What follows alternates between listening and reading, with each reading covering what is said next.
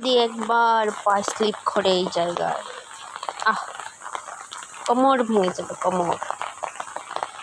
যদি একবার শুধু,